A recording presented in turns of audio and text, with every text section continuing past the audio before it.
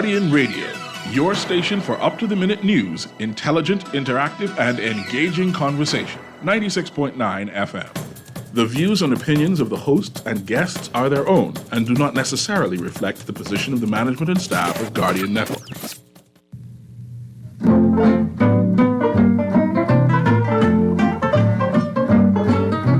Grandma, Pa, and me, we came on the sloop John B.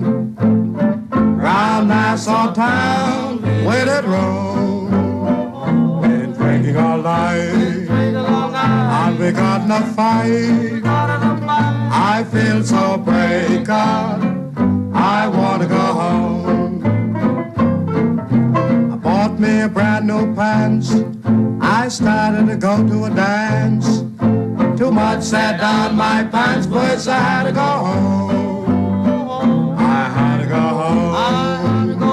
I had to go home. Because my pants burst, and I had to go home. I subbed the John B. sail. Let's see how the mainsail set. Send for the captain, sure, let me go home.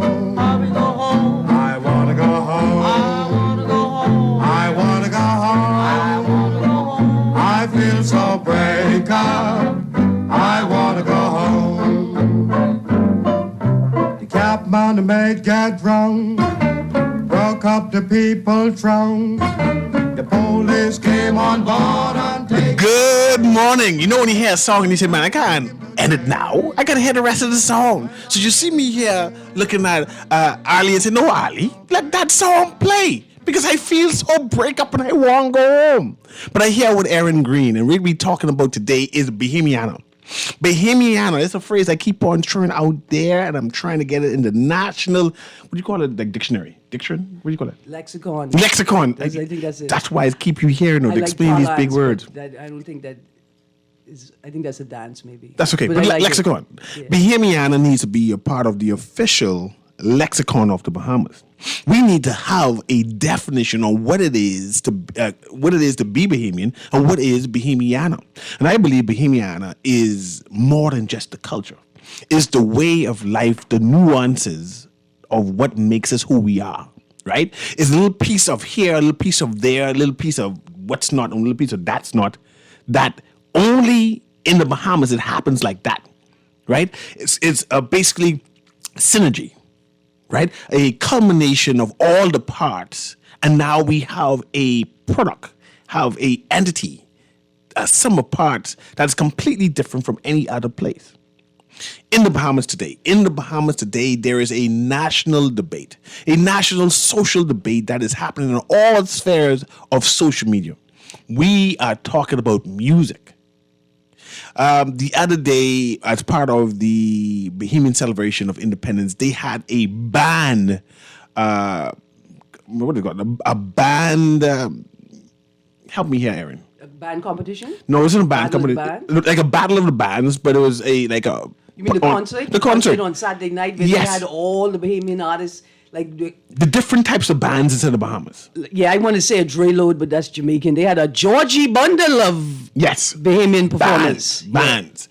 And it was a celebration of different type of genres, right? It was not necessarily Bahamian music, but it had different genre of music that is celebrated and performed by Bahamian bands. And perhaps that narrative should have come out beforehand, that Bahamians would have been aware of that's what was happening. But that was something spectacular and something that was celebrated. But it was brought this debate now, what is Bahamian music, right? Especially as we celebrate Bahamiana and celebrate the country's independence, right? And we're going to be 50 years old come July 10th. But I have Aaron here, and of course, I always ask the big question to help me define things. So we're going to start off with the questioning about what is Bahamiana. Hold on, I just want to stick a pin. You have me here because we talking about that song John B. Sale, right? We can do that John B. Sale next. And I did a whole anthology of covers and songs, and you tell me John B. Sale was not Bahamian. And I get the next. I just want to say, that's why I got to apologize, and I can go there okay. because now I have an author of the song, and it's not Blind Big. It's not black. Right. That's even not the original. That's not the original. Even though still. that's sweet. Even though that's sweet. But let's go Bahamiana. Let me go Okay. straight. We jump right into John B. Sailor. So Bahamiana is all things Bahamian. Bahamiana is Bahamian culture. All things Bahamian is Bahamiana. And what's Bahamian culture then? Bahamian culture is what Bahamians do. So when you say what does do, is that done by the majority or done by a minority group?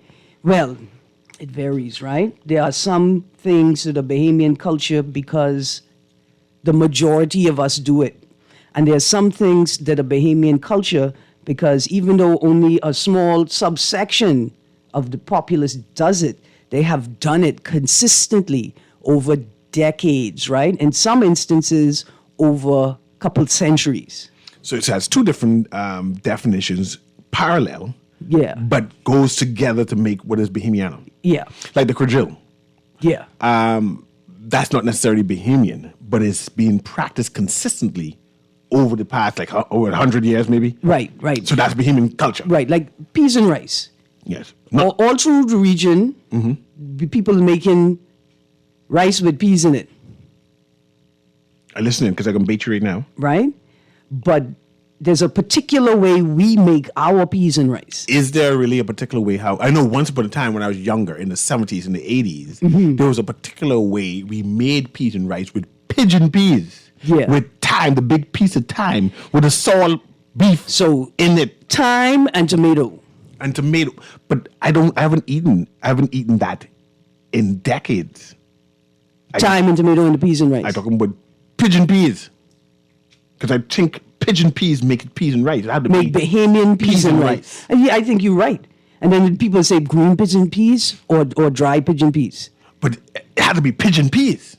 I think you're right. And if it's not pigeon peas, is it Bahamian peas and rice? No, it's a variation. It's a variation. Yeah. Is the essence of peas and rice, but not Bahamian peas and It's rice. not traditional peas and rice. And see, I think we won't gatekeep, right? But we can have this conversation in an inclusive way. There is what is traditional, and then there are variations, right? And it's 2023. In another 50 years, right? They're gonna be having this conversation, and they're gonna say, "Listen, the traditional was pigeon peas and rice, and we move fast forward 50 years." We realize that what has remained is the thyme and the tomato. The type of peas could change. And in another 50 years, the people can say, but listen, Andres now have a tradition of putting coconut. I get into that now. Yeah. You know what early coconut is? Yeah, that's the early nut. When I was younger, my mother used to boil early coconut in order to put in her pigeon peas and rice. Now Bahamians are using coconut milk. Yeah. I don't know anyone who cooks with they call it early coconut anymore. I know. She make an oil. She make an oil from it, and use that. and use that to make peas and rice. And this was the essence of what peas and rice was. And I'm saying that we are now, whoever is the gatekeeper. Stick a pit. And so then I think we should ask this question across the board. How has the merchant imagination, right? How has the imagination of the merchant class shaped culture or changed culture in this place, right? Because people just assume she must get the coconut flavor from the coconut milk, or that you could recreate the same flavor from the early nut with the coconut milk, right? It don't taste the same, man. The same Oh, it way can't taste the same. how they replacing pigeon peas with red kidney beans and saying that's Bahamian peas and rice. Yeah. Say something wrong. No, that's Jamaican. No. Kidney beans in the rice. You go to any Bahamian restaurant and see what they give you for Yeah, peas. no. I'm agreeing with you that there's been this lapse, right? And somebody should be gatekeeping. You could be a Bahamian making food, but should you be allowed to call it traditional if it isn't traditional, right? Like we're talking about sauce. Yes. You have people putting carrot in the sauce and calling it traditional sauce. I don't even think I've made a porterhouse in my life yet. However, I do know that carrot is not the traditional part of South. I can tell you how the carrot come into the South and the stew fish. I can tell you how. Because carrot is a chef's trick. If your pot is too salty, you can drop some carrots in it. Because carrots absorb salt. Oh, okay. I said you drop the potatoes, but go ahead. But that's how the carrots get inside the dip. People say, oh, because it give it a little color. Okay. My belly don't have Let's eyes. say Junkanoo South. Something like that. Like how the Junkanooers went off and brought back elements of other carnivals and festivals to bring into Junkanoo. There's a traditional Junkanoo, right? And then there are variations of Junkanoo. Okay, but let's get back into the original theme. We music. start off with John B. Sale. Yeah. Right? Which is amongst two songs that has transitioned, has gone globally. That and Funky Nassau. John B. Sale and Funky Nassau has been covered internationally by a varying artists, international I've done artists. shows on both. Yes. I mean, we're talking about 15, 16, 20, 30 different versions. Different You versions. could just find easily. And all my life, I thought that the author of John B. Sale was Blind Blake. Right. And now I'm saying that there is a version pre-Blind Blake by Alice Wims, and that's who they're now saying is the author of the song. Right. But whoever it is, they're saying definitely is a Bahamian song, and that it has been duplicated around the world. But Blind Blake has made it most famous, and especially when you on contract that Florida Right. tour and welcoming tourists, that they have embraced and accepted it as at least a Bahamian song, even if they're not sure of who the author Right. of it. And I found collections, right? I found collections of shanties and sea songs, right?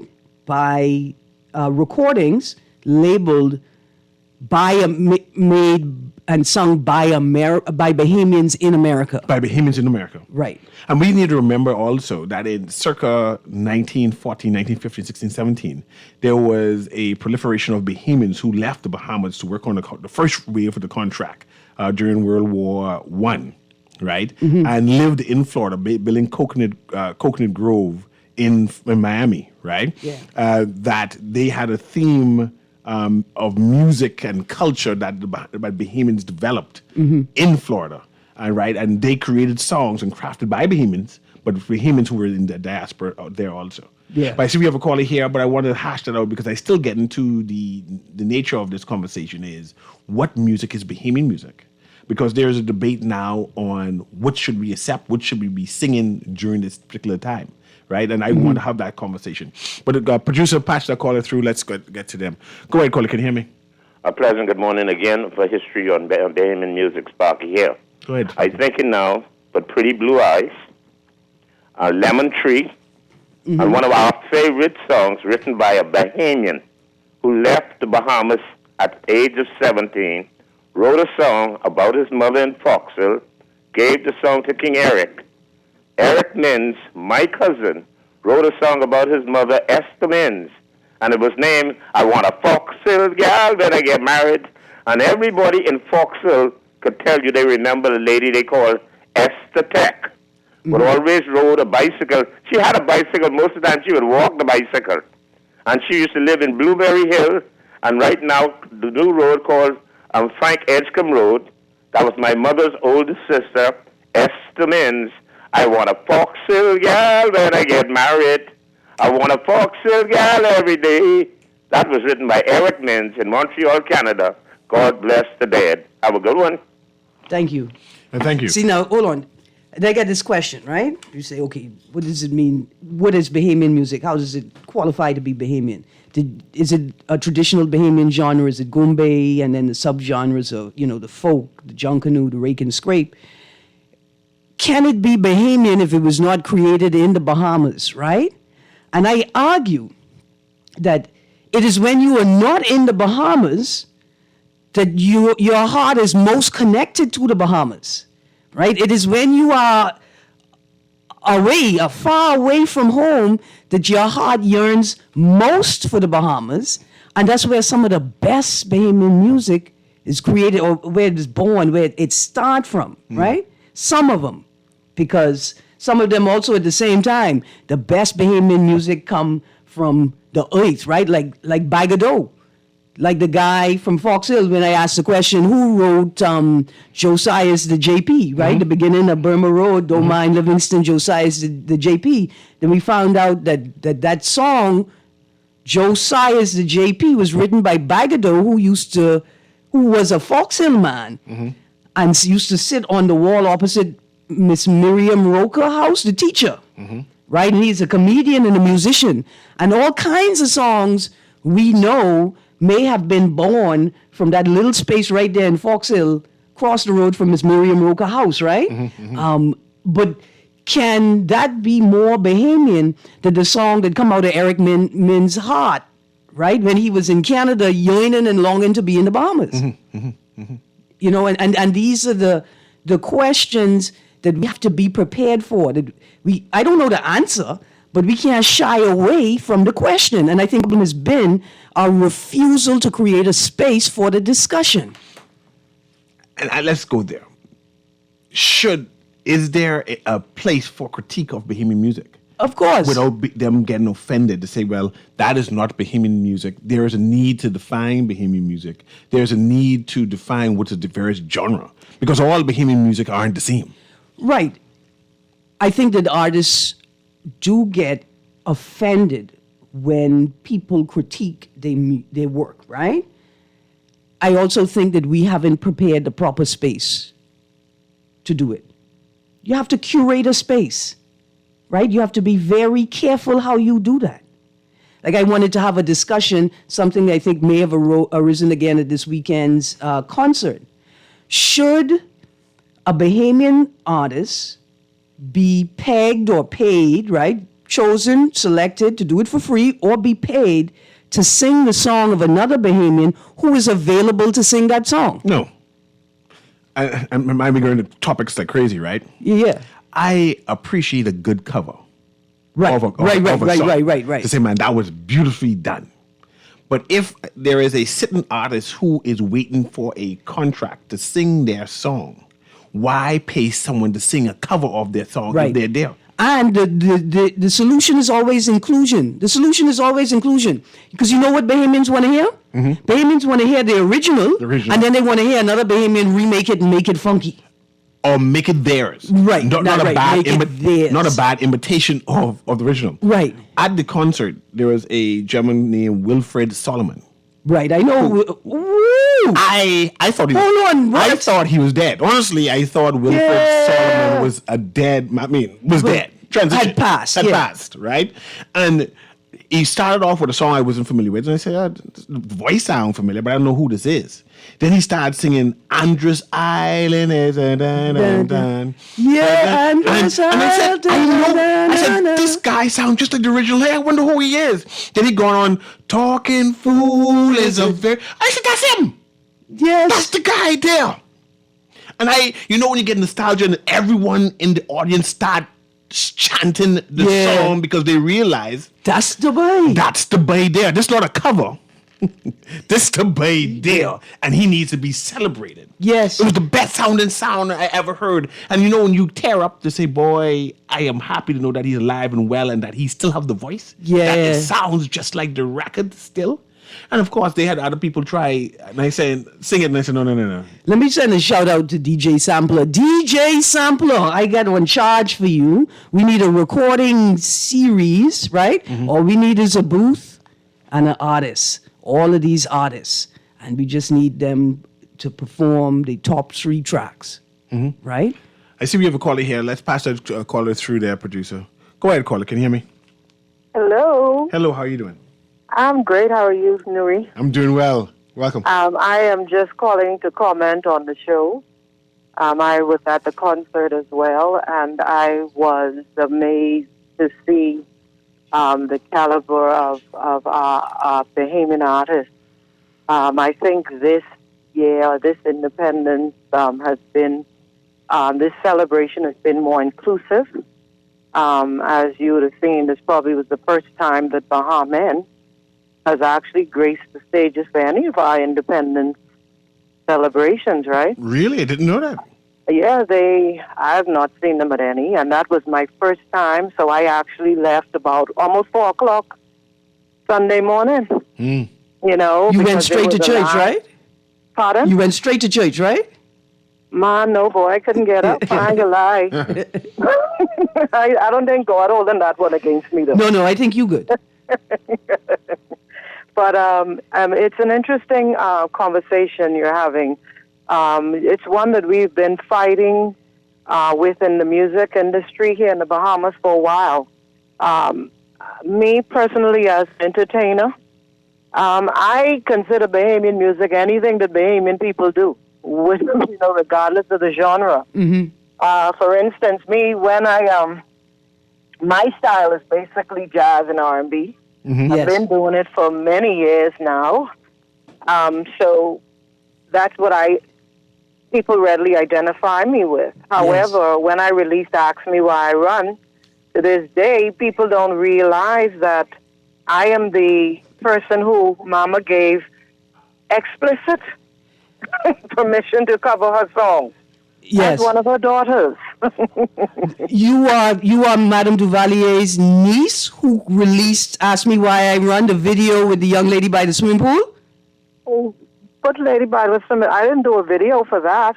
Oh, okay. There's And it a shouldn't have cover. been when is the video done? I released it when they honored her for Junkanoo. Nice. Awesome.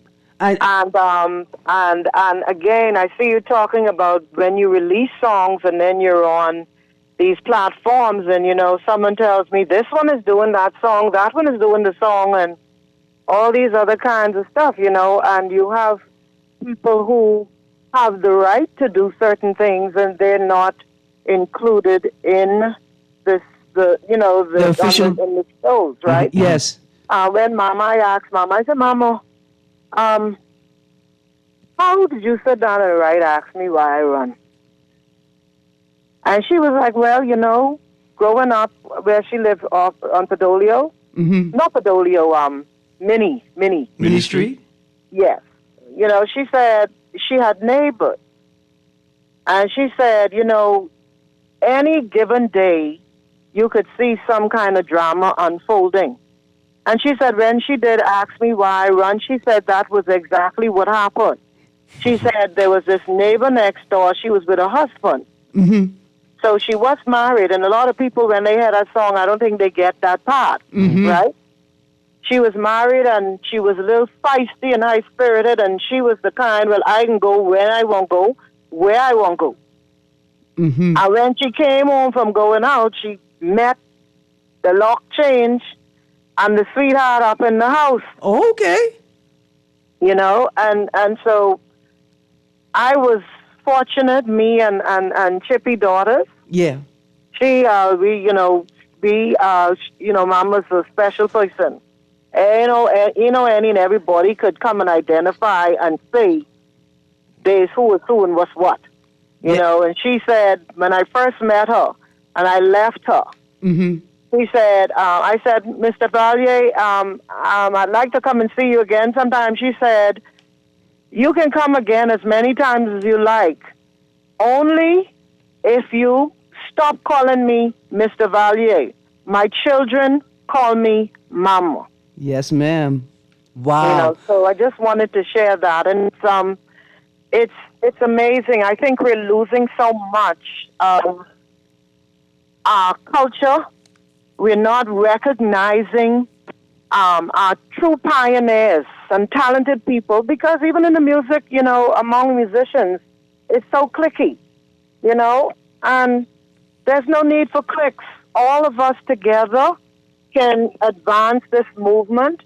When I started singing, I wasn't even 17 or 18, and I was getting sneak in the clubs and, to perform and to do stuff. And I learned that way. We don't have many places now where young up-and-coming artists can show off and hone their skills and their talent. Agreed. except Spotlight Lounge. Okay. They're doing a great job there. So we have to encourage, and it's my dream to see us get back to where we were, where we had more live entertainment than anything else in this country. This DJ thing all over the place, and we're allowing the hotels to do so many things, and you're missing. The talent in this country is unbelievable. What I want you to do is leave your number with the producer, because so much things you said I want to hash out again. So I'm going to put you on hold and let the producer get your number.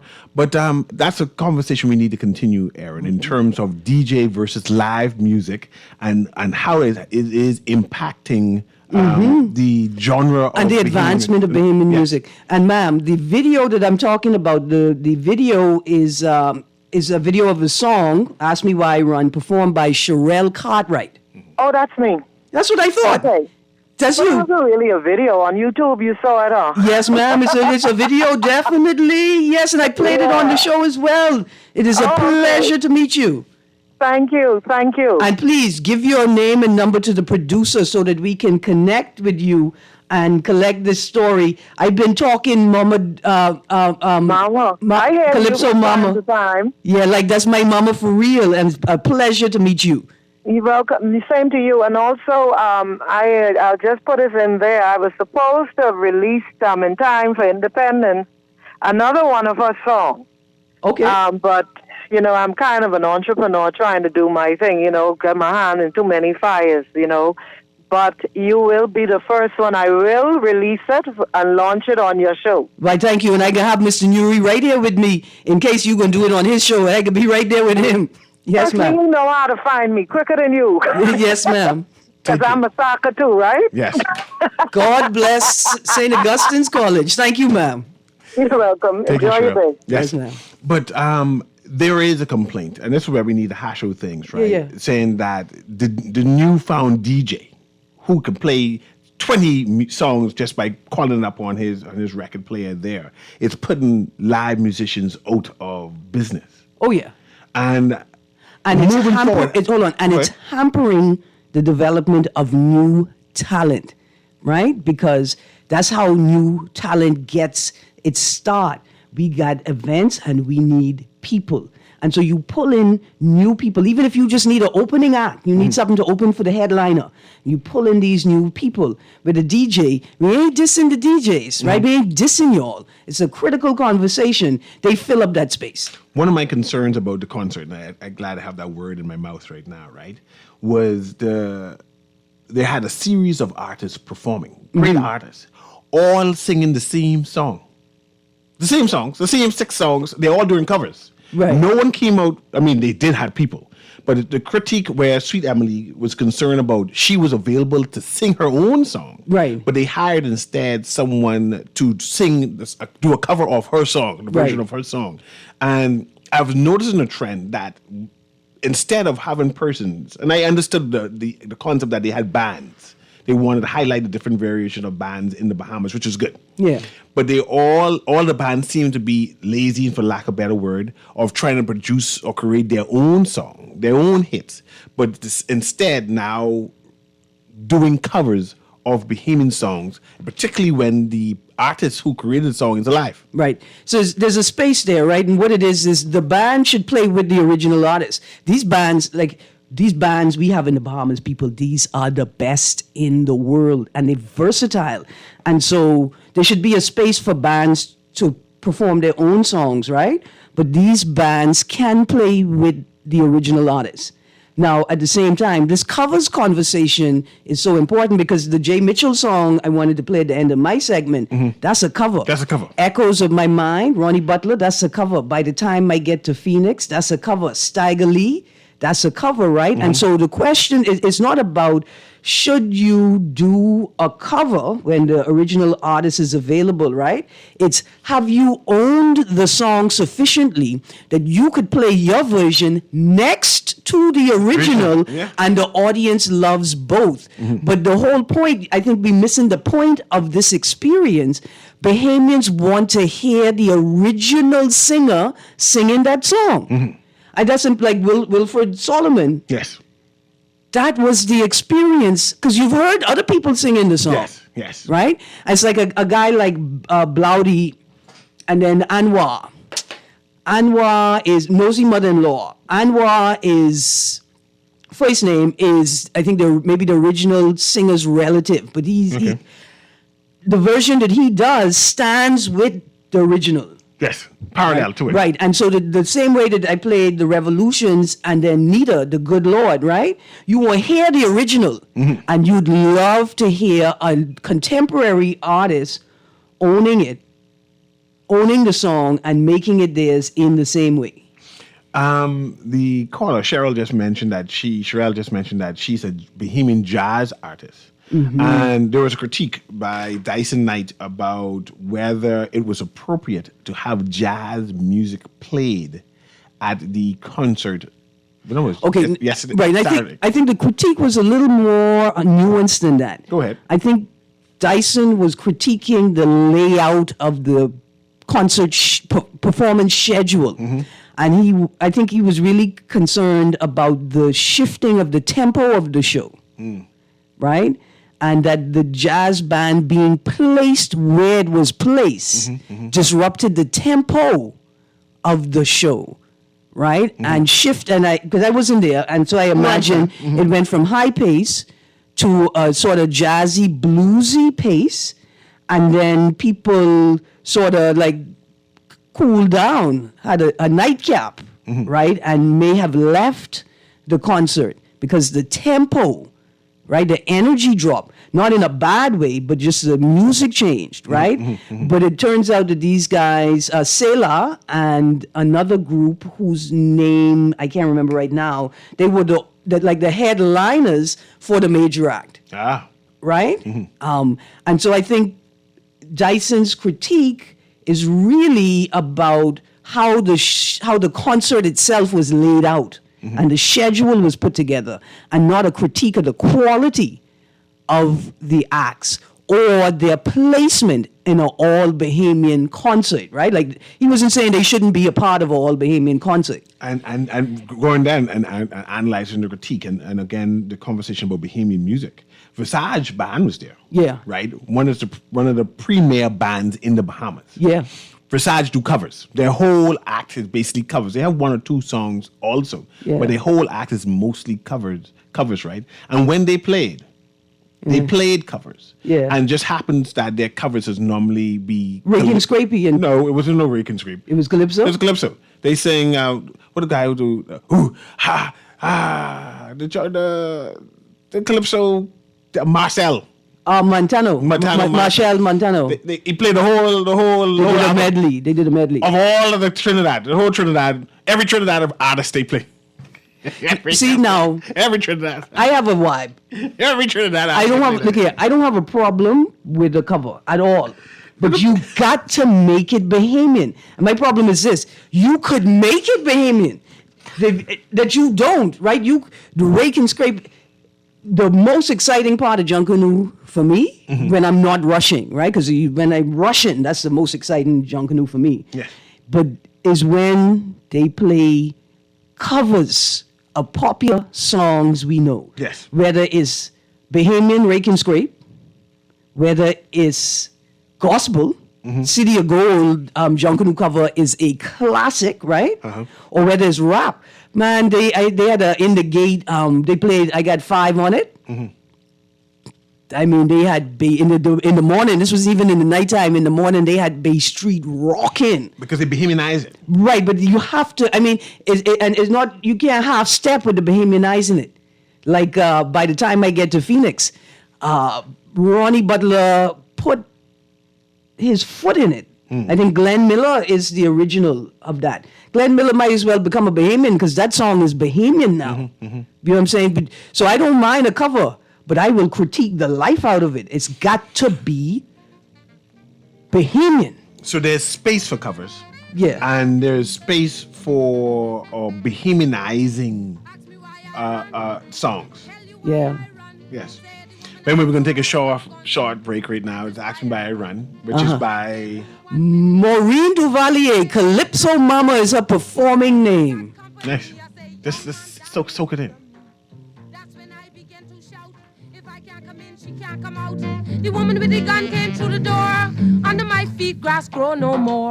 Ask me why I run, tell you why I run. Say the woman at the door had a doggone shotgun. That is why I run.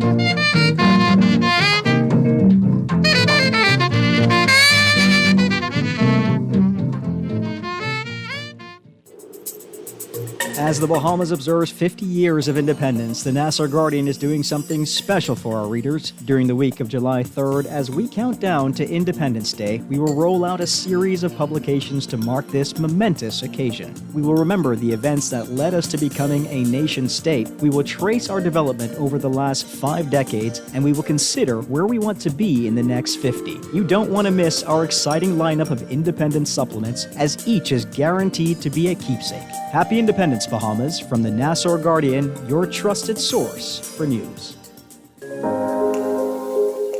Love the show? Want to give your support? Become a sponsor today. Call 302-2300 for our rates and packages. That's 302-2300. Become a sponsor on Guardian Radio 96.9 FM. Fresh news, smart talk, all day.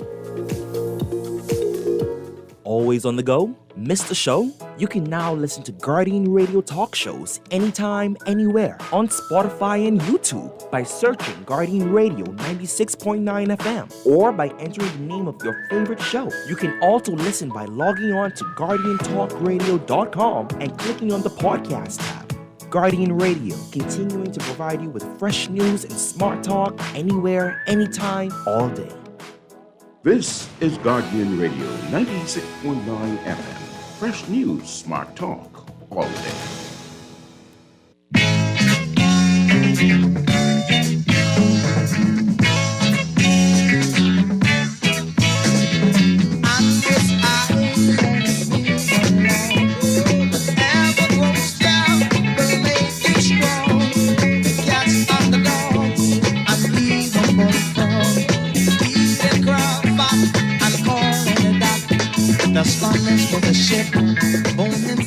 And welcome back to Guardian Radio AM with C.A. Newry. And of course, I have Aaron Green with me, and we are talking Bohemiana.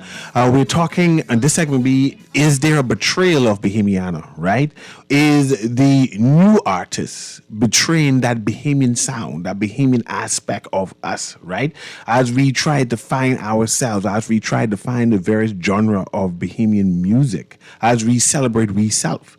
And on the break, Aaron was talking to me, speaking to me about Bohemian rap. And I said, is there such a thing as Bohemian rap?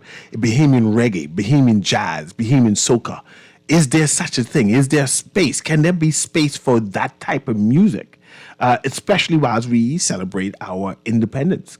Can we make room for them? And then Aaron's trying to enlighten me, what's the difference and how do we make it Bohemian? But go ahead, let's do that conversation before we go to the caller there. All right, so we have lots of Bohemian rappers. We go all the way back. I mean, I remember Spoken Tones, Uncle Sarah, and Friends, and then we got Red Fox, and there's a list. Over the seas, we'll buy them. Right. We'll buy them, and tons of it. I don't have all the names.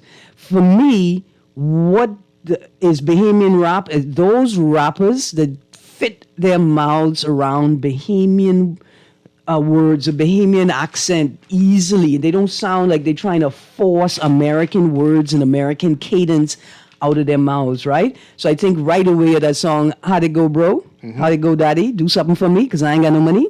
And then I think of Bohemian Trey, right? Bohemian Trey is a Bohemian boy making Bohemian rap.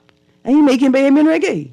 Most importantly, because he sounds like the words are Bohemian. When they come out of his mouth, his Bohemian mouth fits around those Bohemian words comfortably. Have you ever heard, I think we're going to end the show with a Bohemian Trey, right? I wanted to end it with the song Special Passion by the Richie and Ali and Rose. Another song, it is disco, funk, right? It's not a traditional Bohemian style, but as soon as this boy starts singing, you know he's a Bohemian, and you know this is a Bohemian song.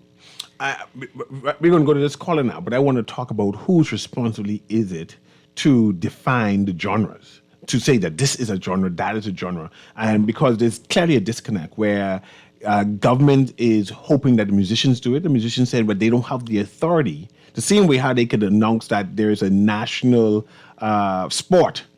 They don't have the authority to announce there's a national Bahamian song without government's signatory on it. Declaration of it. That feel like because they have songs, they say, well, this is what it is, and then it doesn't catch on because it has to be an official narrative. I feel that because calypso should have taken off as a genre a long time. It's here. It's here. The genre is here. Calypso. We feel it. Yeah. We hear it. Let's go to the caller here. Go ahead, caller. Can you hear me? Good morning. How are you? I'm doing well. Go ahead, sir. Awesome. Okay. Well, I'm just calling. You just played my boy's song, Wilford Sullivan, Andrews Island, big and strong. Yes, sir. Wilford Sullivan, he's from Andrews, but he's still a Bahamian now. Okay. Okay, he's a Bahamian now. I mean, you saying that because you claiming him and you ain't letting him go back to Andrus or what? You got that correct. Yes, sir. Now, my only thing with the program was I enjoyed it, but unfortunately I was not out there live to watch it. I watched it. There's a clip of it. I think the whole show is on YouTube. Mm-hmm, mm-hmm. And my thing with it was is that they should have edited for YouTube because there was too much airspace when artists was changing from you're going from the live band to the single artist. I had an issue with that. Yeah, and then multiple stages. Yeah. So, but as far as the genre is concerned, I think what we need to focus on is that it was a display of Bahamians with talent. Yes. It doesn't matter what you're singing, calypso, rap, you're doing reggae, whatever. You're displaying your local talent.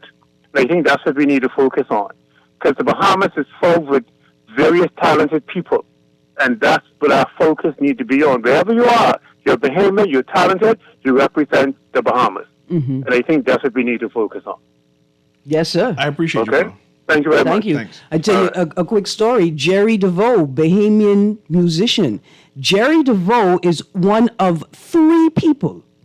Sony Records have only ever, up to that point, had only ever given 3 people their own personal studios. Yeah. Prince was one of them. Jerry DeVoe is another one of them. A Bahamian. Bahamian. Huge in Japan and in Asia. We need to have him come on the show and talk. But we have more callers here. Producer Patch the caller through. Go ahead, caller. Can you hear me? Hey. Yeah, you live? Good morning. Hello. Morning. This is Greg. Yes, sir. You made a mistake. Fill me in. You said Glenn Miller was the original. By the time I get to Phoenix. It was Glenn Campbell. It was Glenn Campbell. My bad. Okay. Yes, sir.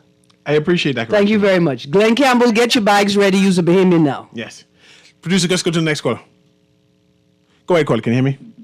Hello? Hello. Go ahead. You're live. Yes. We're talking Bahamian, right, for the independence? Bahamiana. Yes, sir. Yes, sir. I haven't heard one mention of the great launch of the Bahamian movie that took place over this weekend. It highlighted a lot of Bahamian music and a lot of Bahamian talents, a lot of Bahamian food, culture, but it wasn't mentioned, and it took place this weekend along with the concert. Thank you very much for mentioning it again. Give us a rundown about the movie, and if it's going to be aired again anytime soon. Well, the movie will be airing again. It was just the premiere that took place on Friday evening. The Real Betrayal. Yes, The Real Betrayal, and it highlighted one of the topics you're discussing, Bahamian music. All of the music in that movie was Bahamian. The crowd was rocking, and they truly enjoyed it. And the movie, of course, we were on your show recently to discuss the movie. And it is part of the celebrations for independence, and I think it should be mentioned among all of this great Bahamian that is taking place today. I agree.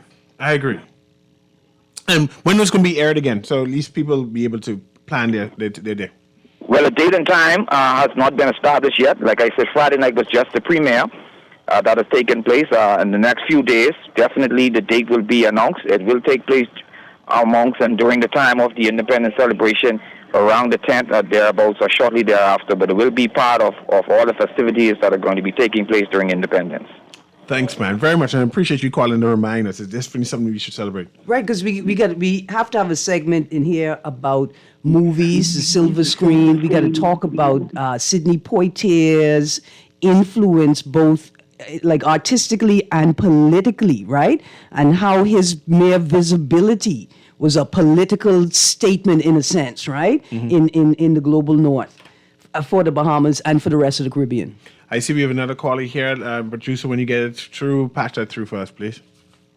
We ain't talk about Bert Williams yet and Calvin Lockhart and all of those names. And then we got to get to Chelly Moss. I think Chelly Moss may have Balls Alley. Right. He may have surpassed Sidney Poitier in the number of movies made. Yeah. And let's talk about that too. But let's patch this caller through. Go ahead, caller. Yes, good morning. Morning. Hello? Morning. I would like to hear the song by Mike. I think it was Mike Smith or something like that who sang Living in the Hands of the Finance Man. I haven't heard that in years, and that's something we should play. So it's a part of our Bahamian culture too. Yes, sir. Because we living in the hands of the finance man. And that was like a little reminder or a tip back in the days when that came out. That's Bahamian funk again. We just lost that as time went on. And that means something. We haven't lost it. I can tell you why. Because my boy, Bigger T did a remake of that with the original artist. That's Eric Mins, right? I would like to hear the old-fashioned one, maybe the old one. Right, but the point I'm making is that have no fear. Younger artists have also seen the value of that song and have ensured its posterity by remaking it and reimagining it. Thank you very much, caller. And producer, if you can find that song, you can play that whilst we're talking also, so we can hear that too. But there is a number of young artists, because we now actually saying, give them the charge that they're the ones who betraying Bahamian music, right? But we find that there's a number of young Bahamian artists who are looking for partnership with original Bahamian music. Let's shout out Bahamian Trey, right? Yeah. Who, from he came into the music scene, he made a point of connecting with the legends, right? As a part of understanding the industry and understanding his potential as an artist, but connecting with them to ensure the preservation of Bahamian music. So he did with Ronnie Butler before he passed. Yes. I think the song is called Thief. Right? That's a nice song. I like that with Father, I think it's Father Fred. Yes, and for Father Fred. But you also mentioned Bert Williams and Calvin Lockhart. Yeah. And I was thinking, these were Bahamian movie stars who made it internationally. As big as Sidney Poitier, we could call three big names: Calvin Lockhart, Bert Williams, and Sidney Poitier, right? As we celebrate independence, is their narrative, is their story relevant to Bahamian independence? Is it? Are they a part of celebrating us? And that's my question towards them. But they should be, right? And I think for that older generation of actors, their experiences would have been the same as Blind Blake and Spence and those Bahamians who were on the contract and making Bahamian music in America, right? It's sort of similar experiences, but we have to, because we have to interrogate their role in politics and in global politics and in Bahamian foreign policy as well, right? There's an argument that the government didn't, like the Pindling, the prime minister, didn't push music as revolutionary, right? Like they didn't push Bahamian music artists, right? But I could understand that because at the time that he would have grown up in, Bahamas was a big part of the music world in and of itself. Yes. People come here to record. Gombe is a collection of local and foreign artists coming to create music in the Bahamas and Bahamian music. And perhaps we need to have a show on that. What changed that? Because people came here to the Bahamas to record us. Yeah. But that's not necessarily happening right now. Yeah. Right? But I have a text here, and remember we were covering the conversation on who's responsible for de-lining the genres of the Bahamas, whether it's the musicians themselves or if it's government. Yeah. And the musicians is basically saying that they're waiting on government to give the stamp of approval to say this is a particular genre, because they are producing the music. But to be recognized as an official genre is not happening. Right. So the text says popular music genres, example rock and roll, funk, pop, have typically been coined by the artists themselves or members of the music press, not government agencies. But it takes more than a name for a genre to take hold. A genre needs to have enough practitioners creating works in that style at any one time to amount to a sustainable critical mass that results in the perpetuation of the genre. And I accept most of that, or if not all of it, right? But I find that we have a lot of artists who is not necessarily involved in the definition or defining of themselves, like Bahamian rap, right? Who is responsible for saying that what I'm doing is Bahamian rap is a genre? Yeah. I think the artist community, we got the Bahamas Entertainers and Music Union. They don't want to rap at all. And then we got the United Artists. They don't want to rap or reggae inside it at all. No, but UAB is slightly different. So the text says, so only music that agree with independence is welcome. Can music that is unconventional and express views that disagree with this system be played? Are all Bahamian artists welcome as long as the music is not explicit? Can we represent all points of views in the country as it all status quo? Interesting. We'll end with that. Right. And we get back into the rules of the music competition tomorrow because that's a point of critique. Maybe people think that the government defines it because of the way they talk about it. Yes. Yeah. They control everything. Anyway, it's Guardian Radio in the AM with CA Newry. Have a wonderful day.